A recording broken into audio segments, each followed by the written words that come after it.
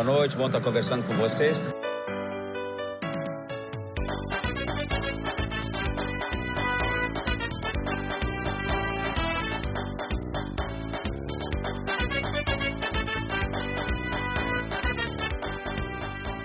Alô, torcida Chavante! Estamos chegando depois de um longo tempo de uma quarentena. A gente quase previu a quarentena, hein? Do ChavaCast, mas retornamos agora em abril de 2020. E para falar sobre o nosso Brasil com um novo treinador, pensando ainda em jogar futebol em 2020, está com a gente aqui Alice Silveira. Bem-vinda, Alice.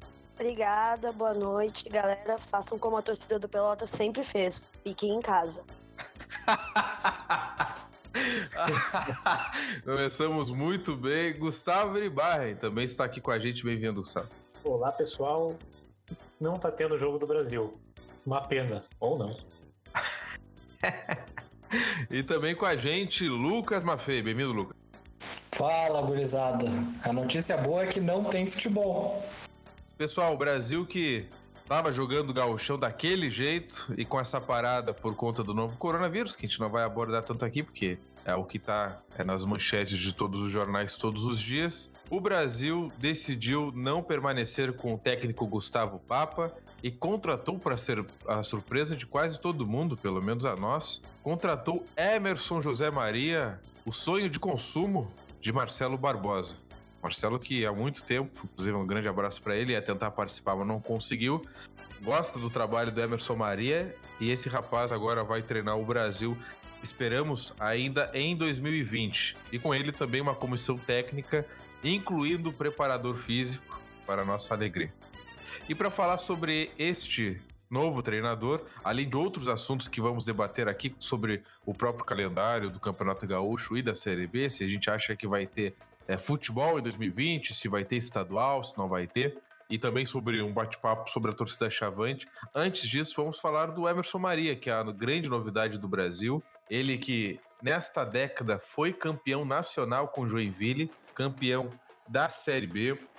Em 2014, ele também foi campeão catarinense com o Avaí em 2012. Ele que começou, trabalhou quase toda a vida no Figueirense, mas aí ele foi para o Avaí, foi campeão com o Avaí. Em 2012, ele foi eleito o melhor treinador do catarinense. Depois, com o Joinville, levou o Joinville ao ápice na Série A do Campeonato Brasileiro. Claro, depois o Joinville caiu que nem bosta, né? Foi campeão também com o Fortaleza. Fico tão triste. Fico tão triste. Fogos de artifício. E campeão também dos campeões cearenses com Fortaleza. Não tenho nem ideia de campeonato disso aqui, sinceramente, não cheguei a pesquisar antes. Mas enfim, ele está no Brasil, para a grande surpresa de todos. Eu quero saber de vocês, guris e gurias, se vocês estão felizes com este nome do Brasil e o que a gente pode esperar desse treinador que, na minha opinião, já adiantando, é de uma outra prateleira, né? Claro, o Rogério Zimmermann eu também considero de outra prateleira, mas destes últimos que nós contratamos, com certeza é o que tem mais nome. Alice, qual é a tua opinião sobre o Emerson Maria, tuas expectativas? Então, eu assumo que eu não sou assim, uma grande conhecedora do trabalho dele. Foi realmente quando o nome foi anunciado oficialmente que eu fui buscar mais, fui procurar mais informação. Bem como tu disse, né, eu notei que o trabalho mais marcante da carreira dele foi no Joinville.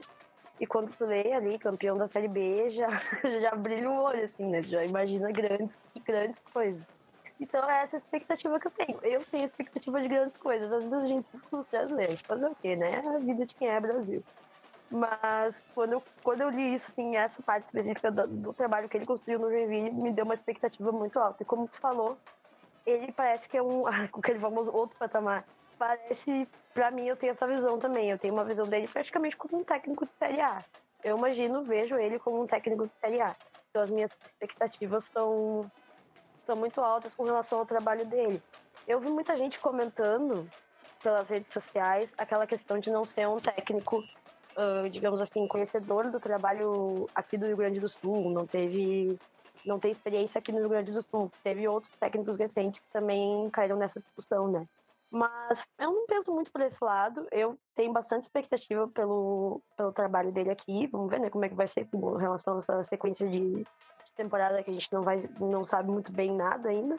mas eu tenho expectativas altas e eu até queria comentar uma questão que foge um pouco da parte em campo, mas que eu achei super interessante, que eu li no Twitter logo que o Emerson foi anunciado, que é aquela história de que em 108 anos de existência do Brasil, ele foi o 8º ou 9º técnico negro. E eu achei muito legal essa questão da representatividade, que ele, inclusive, achou bacana quando um repórter contou para ele sobre essa questão, com toda a identidade que a nossa torcida carrega. Eu achei isso muito bacana. E eu tenho grandes expectativas pro trabalho dele aqui, sim.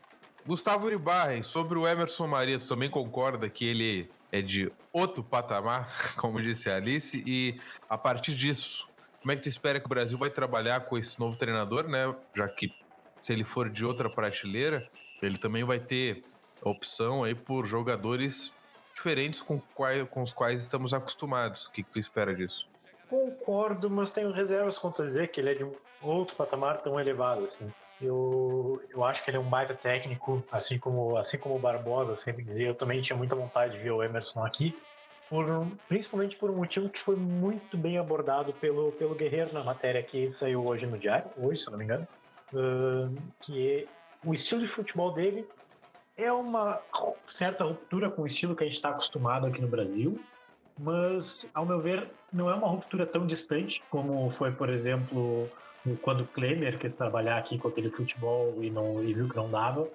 E é mais no sentido defensivo, que é uma marcação mais posicional, que é um estilo de marcação que eu gosto, eu gosto bastante. Me agrada, inclusive, e entendo bem quando eu digo que ele não é nem um pouco melhor que o Rogério Zimmermann, mas nem sei se é melhor ou pior, não sei se é aplicável ou não, mas é um tipo de marcação que até que me agrada mais que a perseguição longa, que tanto foi nossa base aqui nos últimos anos. Então eu inclusive gosto bastante desse tipo de marcação, e no ataque a transição rápida, a velocidade, o ponta não, o brucutu, que nem diz o Leon, correndo e criando essa velocidade, mas ele também tem uma aproximação maior de que vem atrás, então me agrada o estilo de jogo dele. Acho ele um bom técnico, não acho que ele ainda seja nível Série A, ainda não tem essa concordância com a Alice. Ele é um bom técnico, mas ainda tem que se provar. Fez um bom trabalho no Joinville, mas vamos lá, o Joinville estava dançando no dinheiro, então não tira o mérito, mas também ele não tirou leite de pedra que nem tirou o Rogério Zimmermann aqui no Brasil. Então eu acho que a gente ainda espera, ele ainda tem a se provar como um grande treinador. Então, com certeza, dos que a gente teve aqui nos últimos anos, é o com maior credencial, disparado mesmo, assim. Mas vamos ver, vamos com calma, pezinho no chão, e tomara que dê muito certo. Acho que tem tudo para dar. Vamos ver se a direção vai dar o apoio que ele precisa e torcer para que as coisas andem como a gente espera. Acho que ele tem um potencial para ser um dos melhores treinadores, com certeza, da década aqui depois do Rogério Zimmermann. E para ti, Lucas Maffei, concordas com o que o pessoal comentou antes aí? Concordo com a parte do pezinho no chão, mas ao mesmo tempo eu acho que finalmente, depois de um bom tempo, a gente pelo menos tem um treinador assim que tenha uma enorme bagagem, né? Nem se compara com a aposta que foi no Klemer, no Bolívar, no Papa, enfim. Até pode-se dizer que a última passagem do Rogério, depois que ela aconteceu, foi uma aposta também, né? De tão breve que ela foi. Mas enfim, espero que seja um projeto a longo prazo, né? Porque o Brasil durante muito tempo ficou caracterizado como aquele clube que investia bastante na comissão técnica. O Ricardinho bancou o Rogério algumas vezes, né? De contestações. E depois de um tempo para cá a gente mudou de técnico muitas vezes, né? Então espero que, óbvio que tudo depende do resultado de campo. Então eu espero que o Emerson consiga fazer um bom trabalho e a gente consiga fazer um trabalho a longo prazo dessa forma. Mas é um cara capaz, se mostra ser bem capacitado, apesar desse último trabalho dele na Chapecoense ter sido bem pobre, né? Espero que ele tenha deixado o azar ou o péssimo trabalho em si lá e venha para cá focada a retornar aos melhores momentos. Mas eu também acho que é importante essa mudança de jogo que o Brasil pretende fazer. A gente chegou num momento que estava estagnada a coisa, que não se via futuro nenhum no futebol praticado do Brasil do Papa.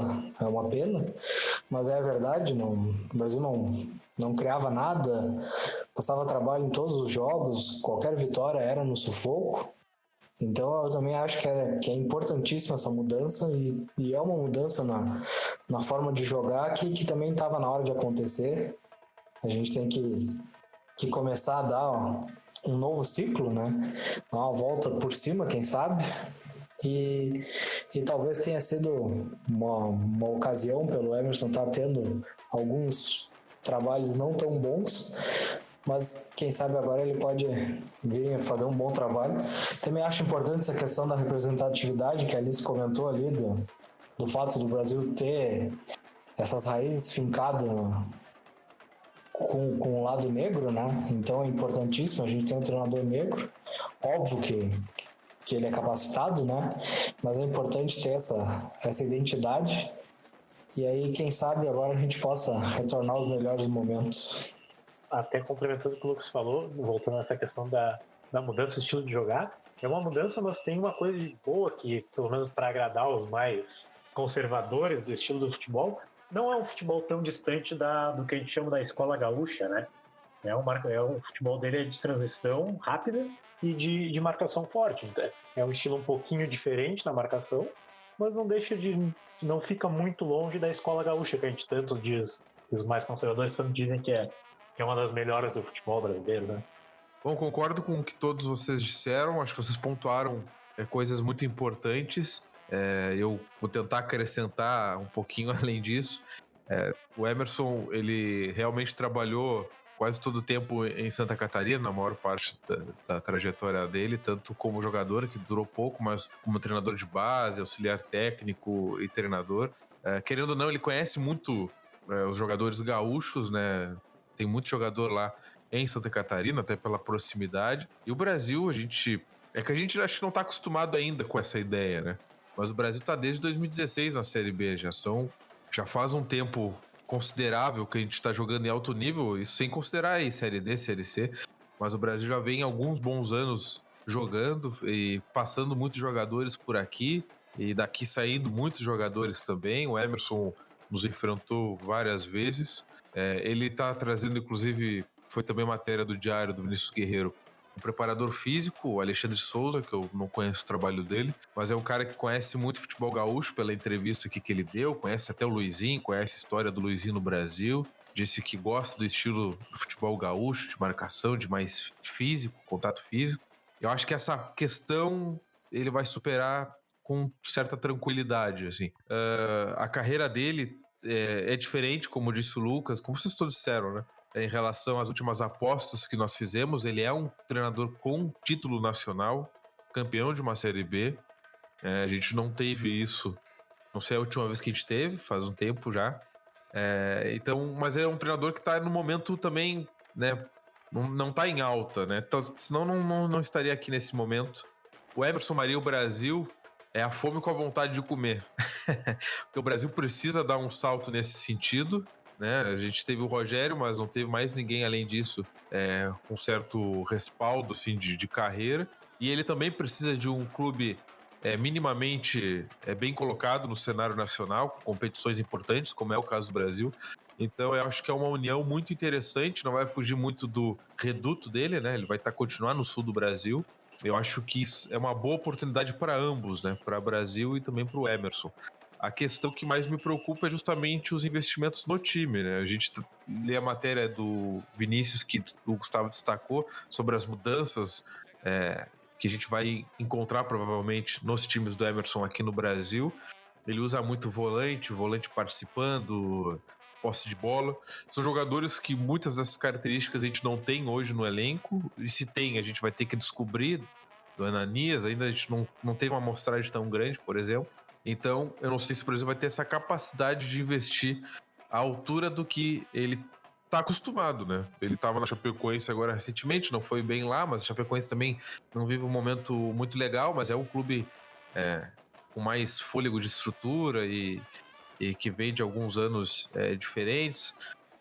Enfim, ele tá acostumado com alguns jogadores que geralmente a gente ouve do Brasil. A gente não tem como disputar, a gente não tem como contratar, a gente não tem como brigar por eles, porque são salários muito altos. A gente tá acostumado a ouvir esse discurso, então não sei se a gente vai ter essa capacidade financeira. É claro que tudo muda com o coronavírus, não tem nem calendário, a gente vai debater sobre isso. Tem redução de salário, enfim, parece que o Emerson não vai receber salário enquanto ele tá contratado pelo Brasil, mas não vai receber enquanto não tiver os jogos rolando. Enfim, não sei detalhes sobre isso. Tudo isso muda, tudo isso impacta, mas esse é meu medo. Como é que o Brasil vai dar condições pro Emerson Maria fazer o trabalho dele, né? Porque eu imagino que vai ter que ter um certo investimento no time do Brasil em relação a isso. E fora a parte simbólica que a Alice e o Lucas comentaram, dele ser um treinador negro. São pouquíssimos treinadores negros no futebol brasileiro hoje, principalmente nas principais divisões, na Série A e B. Roger Machado do Bahia já fez um discurso um tempo atrás, não faz muito tempo, eu acho que foi no passado, sobre essa questão, que foi muito importante aquele posicionamento. A Emerson Maria, ele acho que vem agregar isso para nós também, para o Brasil, na parte histórica, e com certeza ele é um dos melhores treinadores negros do Brasil hoje, do país. Então acho bem legal a gente ter essa parte simbólica também dentro de campo, dentro da casa mata. Eu acho que isso tudo é importante, e se a gente conseguir passar para ele, enquanto torcedor, toda essa nossa história que o Lucas comentou, que está enraizada no Brasil, de formação de jogador, da torcida dos negrinhos da estação da arquibancada, se a gente conseguir passar isso para ele, ele vai se identificar como nunca antes. Em Santa Catarina tem negro? Obviamente tem, mas aqui eu sinto que Pelotas, na nossa região sul, metade sul do Rio Grande do Sul, a gente tem essa presença mais enraizada, então ele vai se identificar e a gente vai poder ter uma história, quem sabe, muito bonita. Complementando só para explicar o que é a diferença que é essa bagagem que a gente fala que o Emerson Maria tem. A gente fala do Rogério, mas o Rogério, quando foi contratado pelo Brasil, nenhuma das vezes tinha uma grande bagagem. Não tinha tido grandes trabalhos em outros clubes. Não. Na segunda passagem, sim. Não, o grande trabalho do Brasil, o grande trabalho do Rogério foi o Brasil. Então, o Emerson Maria tem um... Mas é essa bagagem que importa. Claro, mas eu digo assim, uma mudança de patamar, porque a gente está trazendo um técnico que a gente não conhece, digamos assim, nunca passou pelo Brasil e que tem bagagem. Isso, olha, não sei qual a última vez que eu vi isso no Brasil. Então, é uma grande mudança. E essa cultura, essa questão de trazer um técnico negro, a gente viu muita gente desqualificando como uma questão não importante. Eu acho importantíssimo, essa é uma coisa que é representativo, até por essa que acredito que a gente vai falar um pouco depois, do Brasil tá perdendo a identidade, a torcida do Brasil tá perdendo a identidade. Isso é uma possibilidade de começar, de por aí também achar um caminho de recomeçar a buscar essa cultura, certo? Essa raiz forte que tem no Brasil, que tem na periferia, que tem o seu torcedor mais carente, o seu torcedor como um dos mais apaixonados. Então, a gente tem uma possibilidade gigantesca com ele. Tomara que o Brasil consiga aproveitar em vários e vários aspectos. Só deixa eu cornetar rapidinho e agradecer a mudança de preparação física, né? Claro que se eu fosse contratado e fizesse igual meu professor de educação física do ensino fundamental, desse uma bola pro pessoal jogar e correr na volta do campo, eu acho que já melhoraria a questão da preparação física do Brasil. Então, graças a Deus, a gente mudou e espero que agora a gente tenha um preparo físico de verdade, né? E só um adendo, nessa entrevista para o Diário Popular, o Alexandre Souza, o preparador, comentou que é a primeira vez que ele está fazendo uma pré-temporada online, né? Eles estão em contato com os jogadores do Brasil, estão passando exercícios, aqueles possíveis, né, serem feitos em casa, tudo via internet por conta desse momento. Então é algo diferente. Corre pra pegar o álcool gel. Pessoal, falando então do calendário, o Gauchão foi suspenso, assim como todas as competições no país e na maioria do mundo, né? Acho que só a Cisjordânia, sei lá, tá jogando ainda. Mas enfim. E o Campeonato Gaúcho não acabou, né? Temos clubes ali brigando para não cair. E temos o título em aberto. O Caxias ganhou o primeiro turno, mas precisa ser decidido aí no segundo, para ver se vai ter final, né? E se tiver final, decidir, enfim, o campeão. E temos os rebaixados. O Lobo já é um dos grandes candidatos. E a gente não sabe como é que vai ser daqui para frente. Eu tava pesquisando aqui rápido antes de começar a nossa gravação. Os Cartolas, né? Que é essa entidade aí que a gente não sabe quem é. Imagino que os estaduais são mais simples de serem concluídos daqui a um tempo, porque as viagens são dentro do estado, eles estão estudando modelos para ver se vai ser apenas numa cidade. Não estou dizendo para o Rio Grande do Sul, tá? Mas no geral, se vai ser apenas numa cidade sede esses jogos, sem torcida, enfim. Estão pensando alternativas.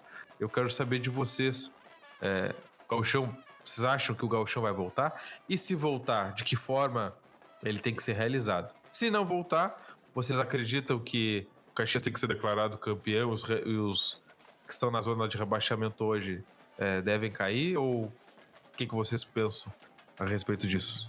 Alice, por favor. Então, é bem como tu falou, o momento é muito delicado, né? Uma situação que a gente nunca viveu. E tá todo mundo no escuro, assim, sem saber bem o que vai acontecer. Eu acho que o Gauchão não tem condições de terminar. Porque eu tava até vendo esses dias uma matéria sobre os clubes que já dispensaram jogadores porque tinham contrato até aquela que seria a data final do Gauchão, né? Que era por agora em final de março, no começo de abril. Aí seria até esse ponto, depois disso não tem mais contrato, dispensaram os caras. E aí como é que tu vai retomar um campeonato se tem time que não tem quem botar em campo, né? E tem times que não tem jogo pro resto do ano inteiro, por exemplo, o esportivo. Times que não tem jogo o resto do ano, no Hamburgo não tem jogo o resto do ano. Pensaram os caras, vai botar quem pra jogar? Então eu acho muito complicado. Eu acho que o Gauchão não termina. Mas, né, vai saber. Vamos ter aí um desfecho provavelmente nos próximos semanas. E quanto a quem cai, essa questão aí, eu acho que decidir, assim, parar o campeonato, terminou, a gente deixa como tá, vai ser mais injusto pra quem tá lá embaixo. Não ficaria nem um pouco triste do Pelotas cair. Mas eu acho que é mais injusto com quem tá lá embaixo do que, por exemplo, declarar o Caxias campeão. Declarar o Caxias campeão seria de boa. Vencer o primeiro turno, justo. Declarar o Caxias campeão, acho que seria bem mais de boa do que tu rebaixar a galera que tava ali nos dois últimos lugares. Que ainda teriam alguma chance de se salvar quando tava embolado ali, poderia mudar o panorama. Então eu acho que, se tu compara as duas situações, declarar o Caxias campeão é mais justo. Mas a questão do rebaixamento não é justo. Novamente repetido, nunca não iria querer ver o Pelotas rebaixado. Quem não, né? Mas eu acho isso. E pra ti, Gustavo, o que tu pensas aí pro futuro próximo? A respeito do Gauchão e também do Campeonato Nacional também, se tu quiser tentar prever. Eu acho que não precisa declarar campeão, mas se quiserem botar os rebaixados, eu acho que é necessário. O time que tava mal tem que cair. Mas, cara, eu sou um pouco mais direto. Eu acho que a gente tem que encarar um pouquinho mais de realidade. Eu que não sou organizador do Gauchão, né? Eu posso dizer isso com mais tranquilidade, porque eu não tenho uma responsabilidade, né?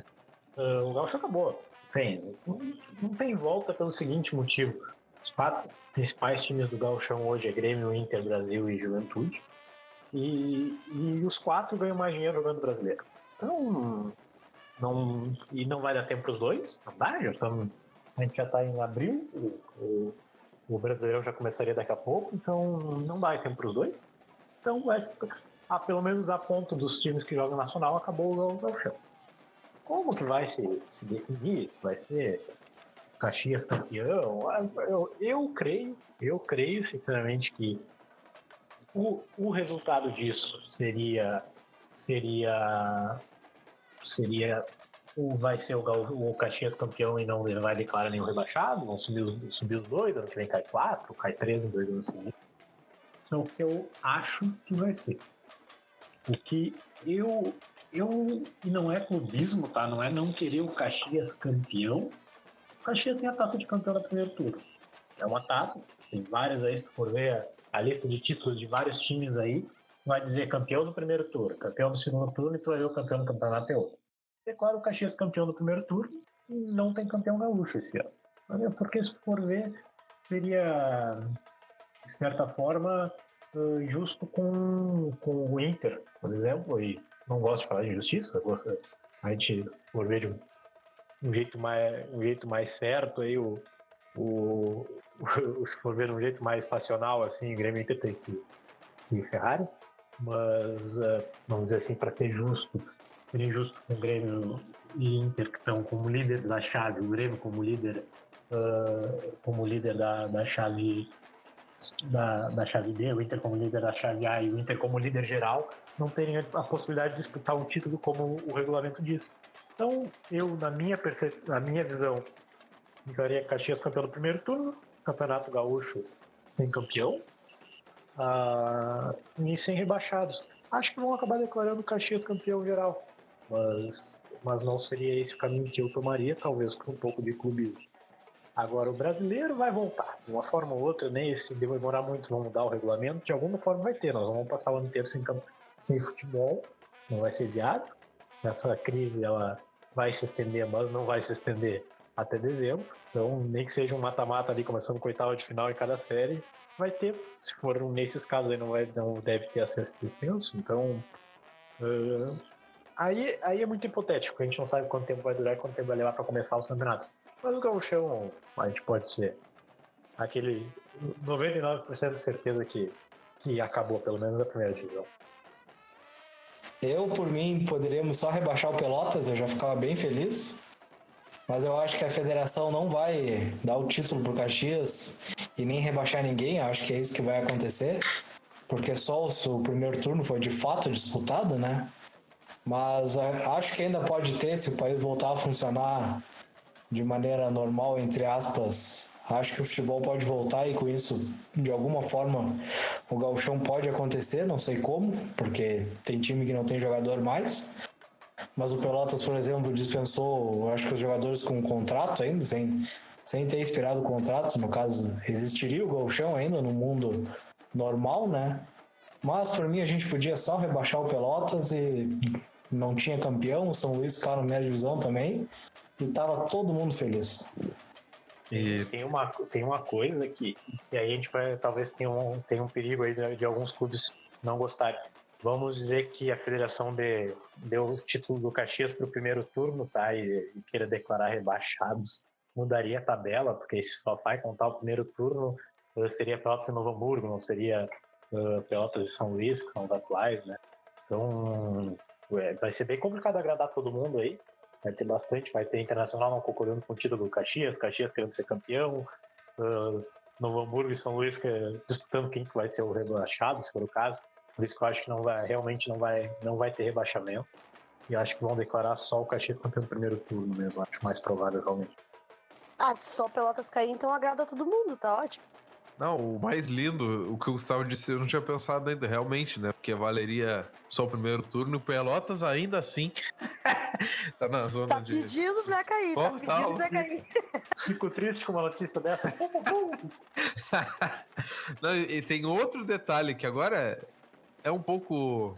Não sei se vocês sabem, mas em 1918 foi o primeiro campeonato gaúcho, ou melhor, teria o primeiro campeonato gaúcho, e teve a gripe espanhola, e aí não teve campeonato. E o Brasil disputaria esse campeonato como campeão aqui da nossa região. Teria o Cruzeiro de Porto Alegre pela Metropolitana e o 14 de julho de Livramento. Seria a disputa do título do Campeonato Gaúcho de 1918 entre esses times. Não teve. Aí, em 2018, esses três clubes, o Cruzeiro, que fez toda a função, procurou o Brasil, procurou o 14 de julho para tentar ir junto à Federação Gaúcha que esse título fosse dividido entre os três. Tentar reaver esse título. Não vi mais nada sobre isso, acho que não foi pra frente. Mas, se por acaso a Federação Gaúcha der o título pro Caxias sem o campeonato ter terminado, eles vão abrir um precedente e talvez levante novamente essa lebre aí dessa história de 1918. Mas pensando praticamente, se eu fosse torcedor do Caxias agora, se fosse o Brasil no lugar do Caxias, tá? Primeiro eu estaria revoltado, porque logo quando a gente ganha um troço importante, o campeonato não para, né? Não termina. Mas seria a cara do Brasil. Seria a cara do Brasil. Seria a cara do Brasil. Mas como o Gustavo comentou ali, eu acho que vai ser isso aí. Eles não vão rebaixar ninguém, porque Eu sei que o Pelotas tá na zona de rebaixamento, eu sei que ficaria feliz com o rebaixamento, mas não é justo, né? Não é justo, teriam jogos para disputar, apesar deles terem uma tabela horrível nessa reta final, horrível. Acho que o Pelotas não escaparia, sinceramente, mas teria pontos para disputar, teria como salvar antes, né? Então, eu não seria justo. Mas também não é justo declarar um campeão de um turno como campeão do campeonato inteiro. Eu, se fosse torcedor do Brasil, tivesse no lugar do Caxias, eu estaria torcendo nesse momento, e eu falo com sinceridade, para que terminasse e a gente fosse declarado campeão estadual e pau no cu do regulamento. Mas não é assim que funciona, né? Então, realmente é delicado essa questão. E eu digo para vocês, se o Caxias for declarado campeão gaúcho, essa história de 1918 vai voltar. E daqui a pouco, né? E o Brasil tinha Alvariz nesse time E o Babá também, hein? Tinha o Babá nesse time. Faz o seguinte, o Caxias foi pra final, ele não ganhou nem perdeu, dá o vice pro Caxias. O Caxias não ganha título do interior também, não nos passa em porra nenhuma também, então tá valendo também. Quem é o Babá? Explica pra nós aí, Pedro. Babá era um jogador negro naquele time do Brasil campeão de 1919, para desespero de certas pessoas. É isso? Tá boa a explicação? Tá ótimo.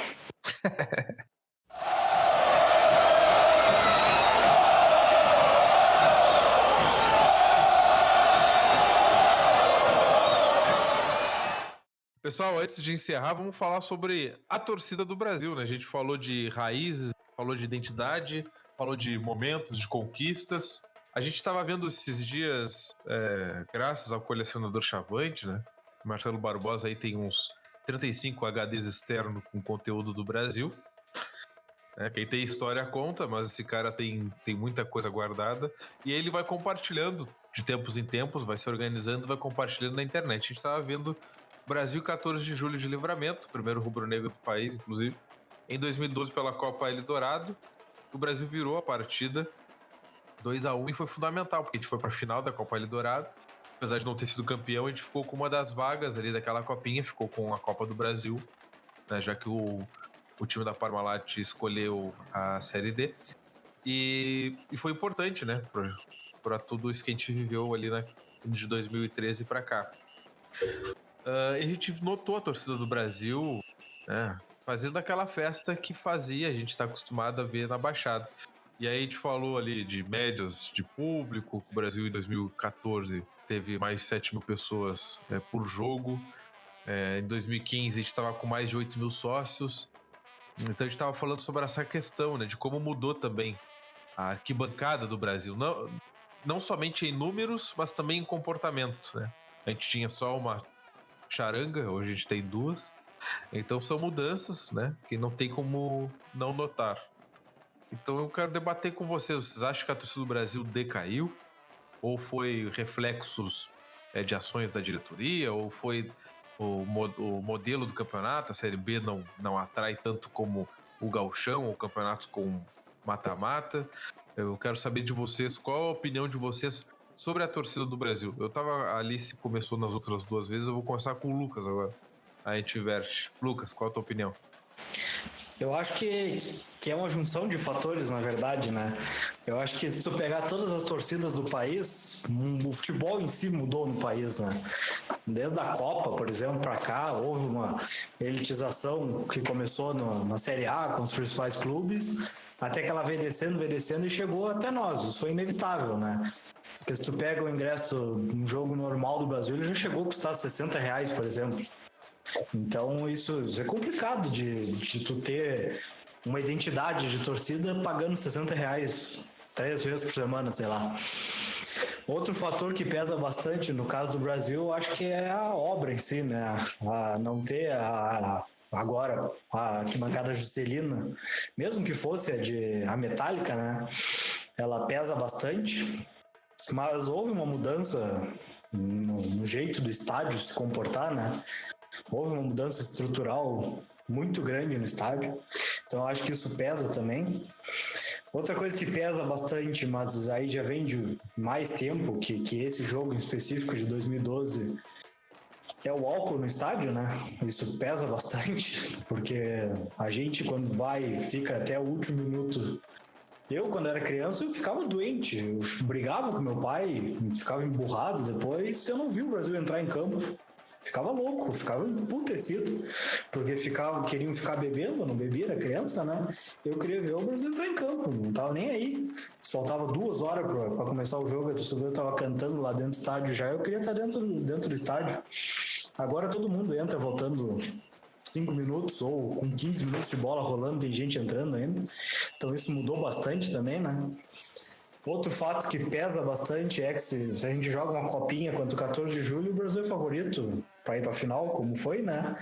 Então é um campeonato que a gente vai disputar para ganhar, mesmo que a gente acabe eventualmente não ganhando, sei lá. É um campeonato que a gente vai disputar para ganhar.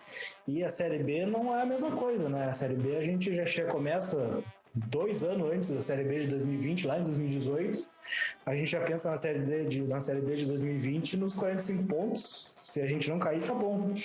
Então isso acaba pesando, né? Ir pro estádio para não cair e pagar 50, 40 reais, sei lá, é complicado, né? Não é o mesmo tesão que tu vai pro jogo sabendo que teu time é uma bosta.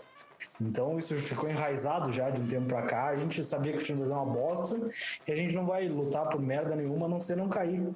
Então acho que cada coisinha vai pesando e aí tu pega a diretoria do Brasil, o presidente, quem quer que seja que tenha o microfone na boca, pega pra falar mal da torcida, a mesma coisa que a gente já debate bastante tempo aqui. Então isso também vai minando cada vez mais. Então tu pega tudo isso e eu acho que se transforma no que é hoje. Eu acho que até o estádio está pronto, a gente tem tudo ali encaixadinho. Também não sei se essa história das 2 charangas um dia vai mudar agora que o pessoal já foi para trás do gol lá, e eu acho que não vai mudar mais, não vai ser só a garra no meio. Eu acho que isso não vai mudar mais, então eu acredito que a torcida do Brasil possa vir a ser uma parte do que ela já foi um dia, somente quando a Baixada estiver pronta. Não sei se vai mudar isso. Mas eu acho que todos esses fatores vão pesando de uma maneira que a gente chegou no patamar de hoje. Porque se tu pega aquele vídeo ali, tem um monte de gente na rua, daqui a pouco tem um monte de gente cantando com Samuel ali dentro, a garra e tal.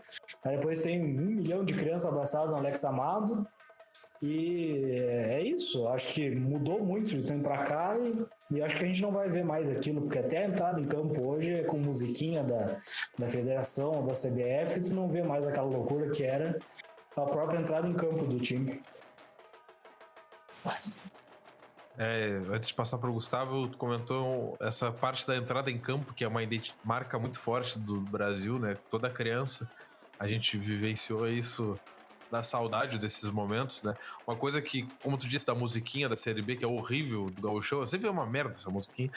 E eu sinto falta do time do Brasil aparecer no túnel ali, só a cabeça do primeiro jogador ali, e a garra já começar a tocar e a galera já a gritar, e os caras vêm correndo o máximo que dava, né? Porque tinha criança também junto, e vem correndo na direção à torcida, a galera levanta os braços e... Cara, era diferente. Isso impacta realmente. Pessoal, vou me atravessar de novo. Se tu pega aquela Série C de 2008, que o Brasil jogava todos os jogos no açude, né? Que se transformava a Baixada. A entrada em campo era tão louca, apesar do estádio não estar cheio por causa da chuva e tal, a entrada em campo do jogador era tão louca que eles entravam dando peixinho no chão. Era uma loucura entrar em campo. Aí tu pega essa entrada em campo de hoje, olha a diferença que é. Gustavo Iribarri, qual é a tua opinião sobre essa questão da torcida aí? O negócio é voltar pro gramado ruim, cara. O gramado ruim é que fazia a diferença. Cara, a gente tá... É triste ver o que acontece com a torcida do Brasil. É triste cada vez que tu entra na Baixada, tu não sabe pra que lado tu vai, porque de um lado tu tem a garra, que eu sou bastante a favor da garra, não tem minhas críticas reservadas, mas sou muito a favor. Mas infelizmente às vezes não toca tanto as músicas da torcida para levantar o povão mesmo, então não é tanto, às vezes eles pecam um pouquinho nisso, mas de qualquer forma tu tem do outro lado aquela outra torcida organizada lá, que devido a essa decisão de ficar do outro lado, prefiro nem estar longe, porque não consigo gostar, não consigo ver as torcidas do Brasil separadas assim, ver 2 baterias no estádio, uma tristeza, tu não sabe para onde tu vai ver o jogo. É triste de qualquer um dos lados assistir isso. tem muito do que o Lucas falou, tem muito do que há anos agora a gente tem. 2014 foi um ano legal da torcida, com o esquadrão ali, e o time vinha bem, isso ajuda muito. 2013, 2014 ele vinha bem. Depois disso a gente teve ali alguns lapsos só, e não o suficiente para resgatar. A gente vê nos últimos meses aí, não vou dizer que acho que é por causa da saída de uma certa pessoa da equipe coletiva, a gente vê o Brasil trabalhando um pouco mais no trazer de volta a torcida de alguma forma, tímida ainda, mas um pouquinho melhor, vem baixando o nível de ingresso, sócio social, esse tipo de ações assim que são importantes para trazer a cultura do Brasil de volta. Eu concordo que só vai realmente ter alguma chance de voltar com a baixada pronta, também é um fator importante, principalmente a geral. O Brasil sempre foi da arquibancada da Juscelino, foi uma das primeiras e foi o coração da torcida do Brasil durante anos.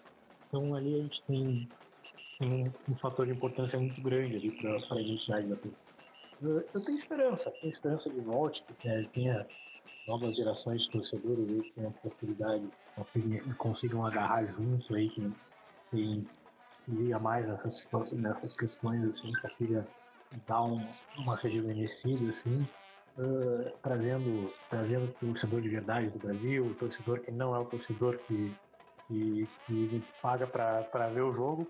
Eu digo que o cara que se diz torcedor do Brasil para mim e fica fazendo, claro, quem tem condições, né? E fica fazendo conta para ver se fica 10 pila mais barato ou mais caro com o ingresso estudante ou com o sócio. Esse aí não é o torcedor de verdade, por isso que eu acho que tem que ter ingresso barato para atrair o torcedor de verdade do Brasil, que é o torcedor que tá lá na periferia e sempre acompanhou o Brasil e nos últimos tempos não pode.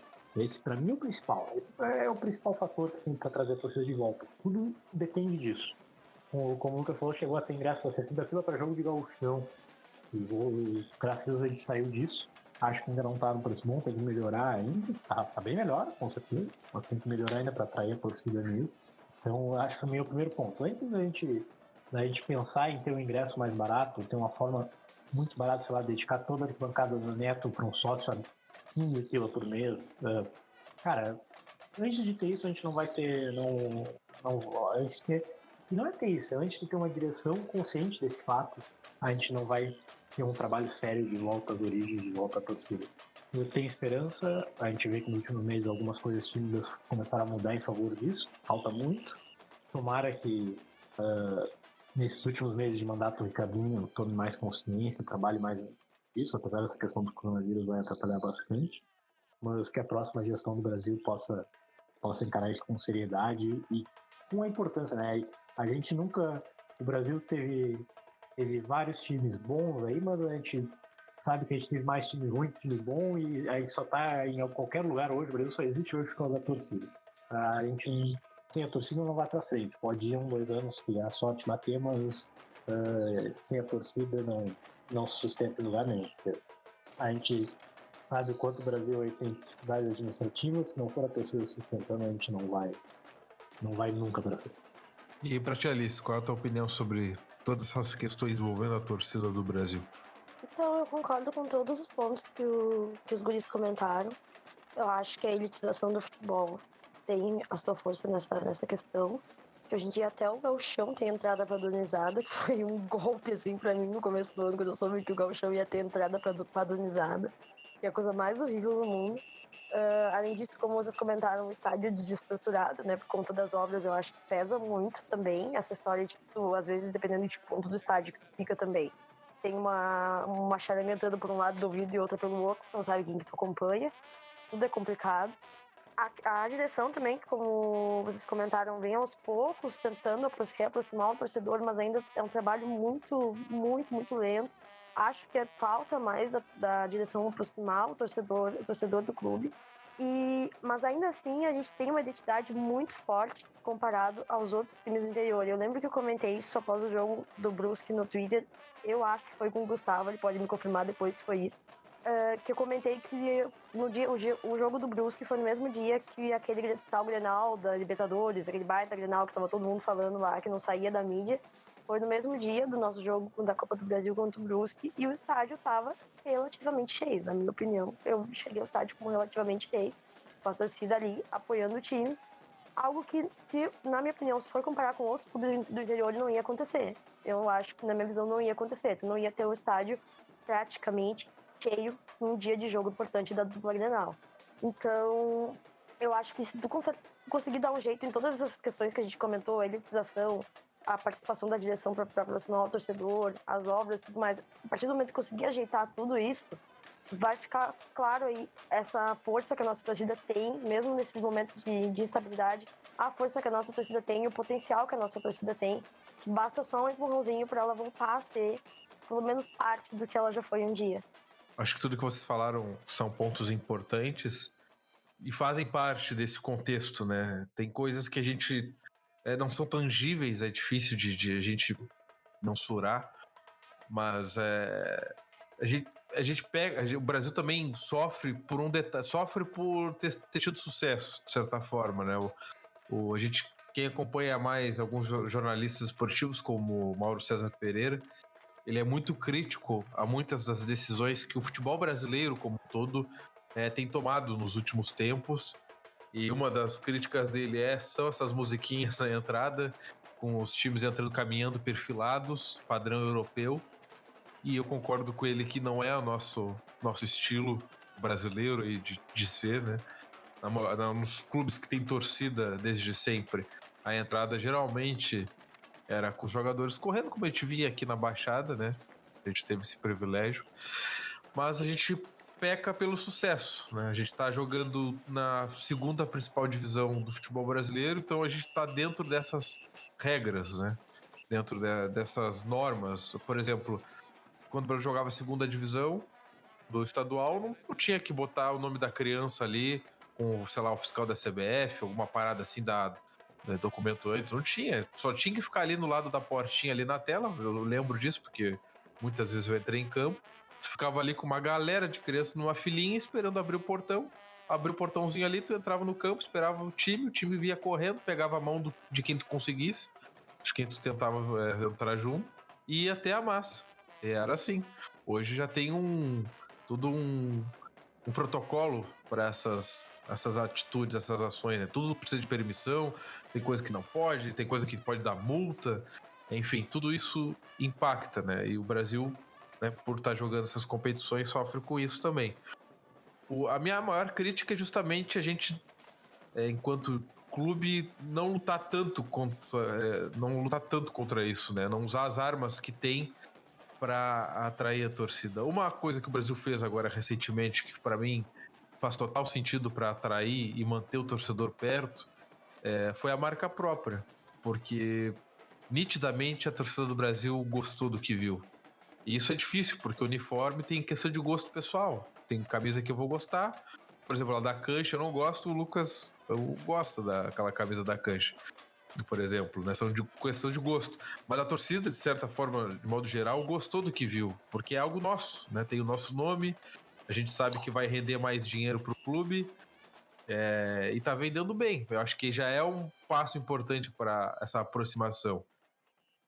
Só que tem todos esses fatores. O Brasil joga campeonatos importantes, tá na TV o tempo todo. Os mais jovens, se não tiver algum familiar, algum vizinho que leve, quando criança, talvez não queira ir no estádio depois, vai ver em casa, vai acompanhar pela internet o resultado. Os tempos mudaram, né? Então isso tudo traz essa dificuldade nova. O que o Brasil tinha de entrada em campo, de criança, de bebida dentro do estádio, fora também, são coisas que talvez a gente nunca mais veja, né? Algumas coisas vão ser adaptadas, mas a gente nunca vai ver como viu antes.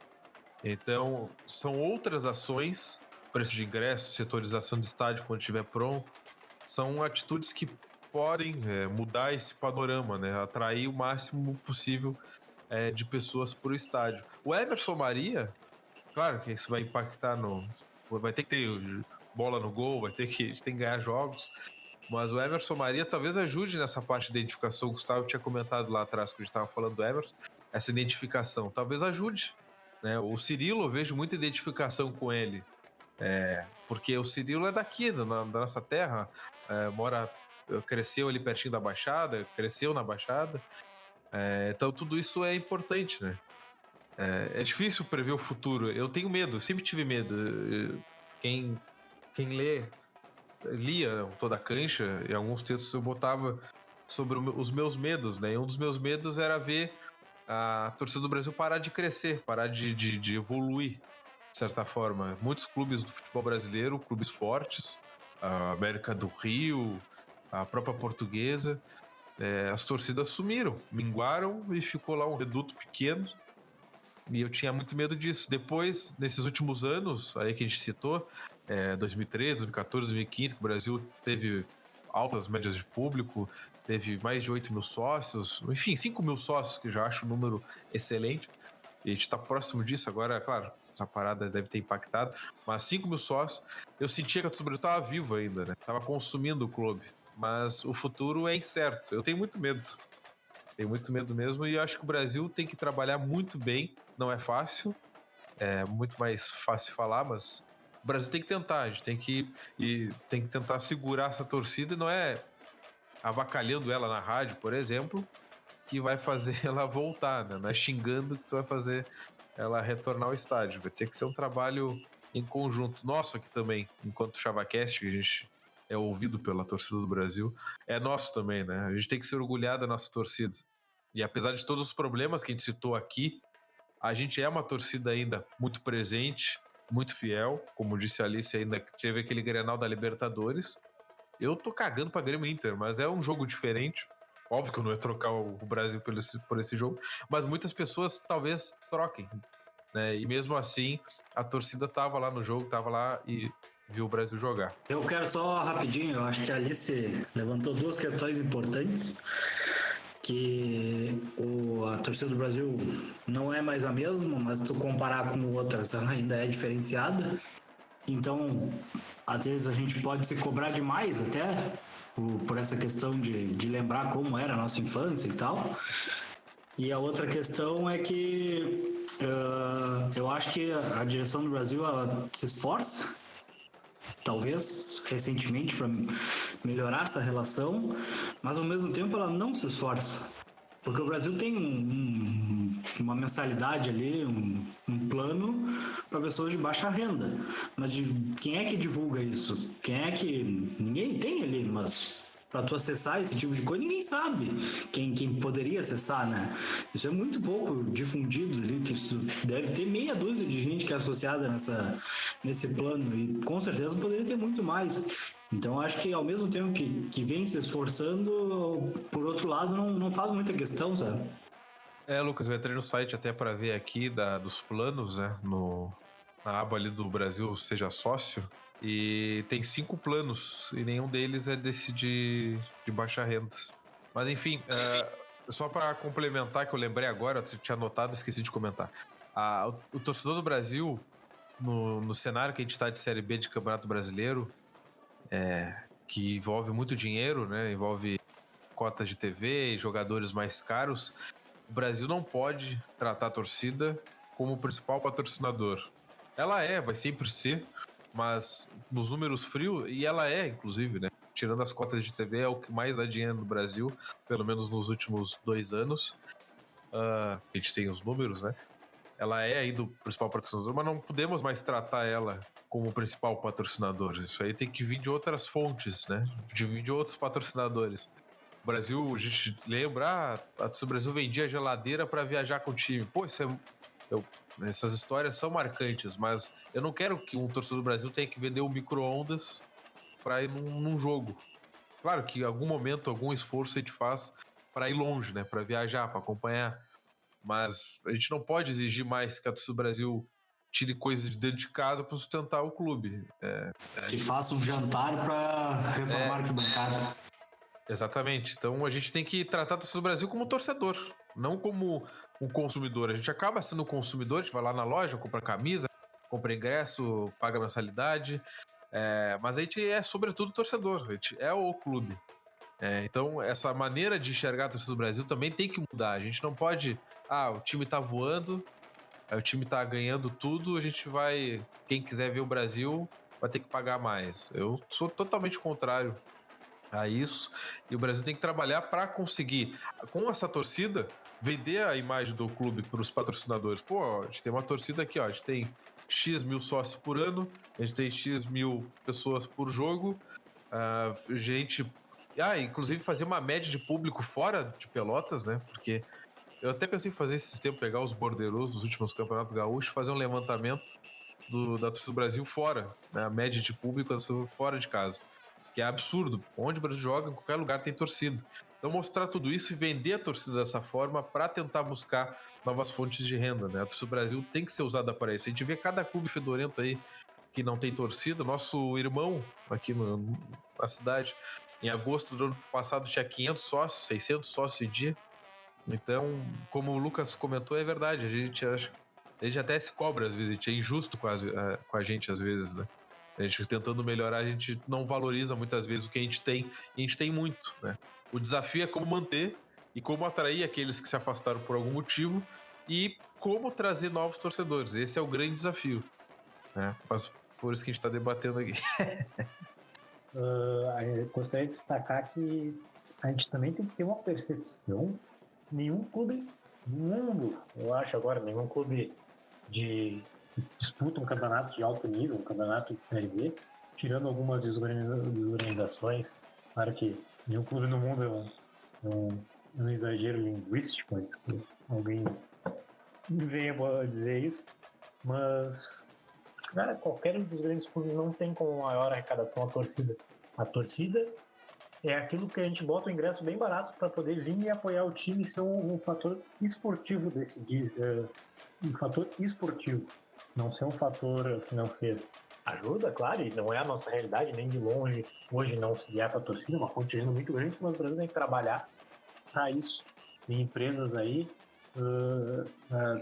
na parte mais de cima do país aí que tu dá um valor um pouquinho mais alto para eles, dá uma parte tu contrata eles e eles te conseguem novos patrocínios e tu dá uma parte desse patrocínio para eles, só que como é um patrocínio muito mais alto, ainda te vale a pena.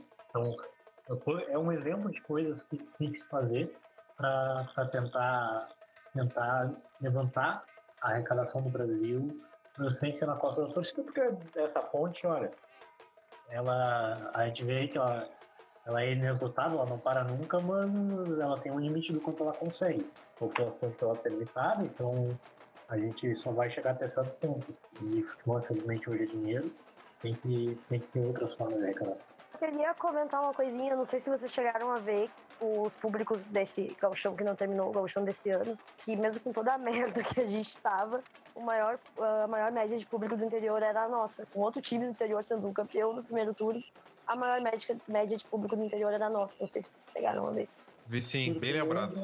Surpreende um total de 0 pessoas, né? Porque a concorrência, infelizmente mesmo, acho uma tristeza que os outros clubes perderam a essência que o Brasil ainda mantém. Por isso que a gente tem que se agarrar tanto nela.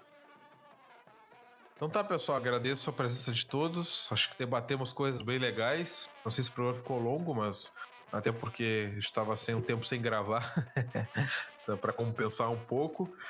Não vou fazer promessas, porque é difícil cumpri-las, mas quem sabe aí entrevistas durante a semana, quem sabe novos debates. A gente vai ter que trazer alguns assuntos que sejam não tão factuais, né? A gente não tem jogos rolando, não temos perspectiva de quase nada. Então, pra gente debater sobre o nosso Chavante. Obrigado pela presença, Alice, Lucas, Gustavo. Até a próxima. Valeu. Obrigado. Valeu, babá. Valeu. Fiquem em casa.